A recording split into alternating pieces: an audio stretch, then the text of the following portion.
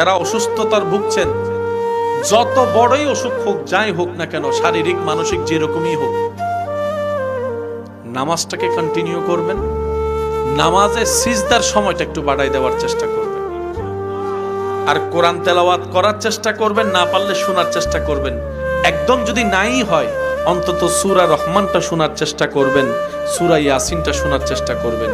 আপনি যখন এই কালচারে নিজেকে অভ্যস্ত করে নেবেন, তখন আপনি দেখবেন ওষুধের কাজ করছে, এর চাইতে বেশি শক্তিশালী আপনি নিজের দেহের ভিতর অনুভব করবেন। যখন আপনি গবেষণা করে দেখবেন, তখন আপনার হৃদয় উত্তর দিবে, তুমি ওষুধ খাবার খেয়ে শরীরকে শক্তিশালী করছো, ওষুধ খেয়ে তুমি রোগ প্রতিরোধের কোষ বাড়াচ্ছ, কিন্তু নামাজ আর সিজদা দিয়ে কোরআন তেলাওয়াত করে যে শক্তিটা পাচ্ছ, সেটার কারণ কি জানো? কারণ তুমি যতবারই নামাজে দাঁড়িয়েছো, তোমার রূহ খাবার পেয়েছে। সিজদায় দাঁড়িয়েছো, রূহ খাবার পেয়েছে। কোরআন তেলাওয়াত শুনেছো, রূহ খাবার পেয়েছে। কোরআন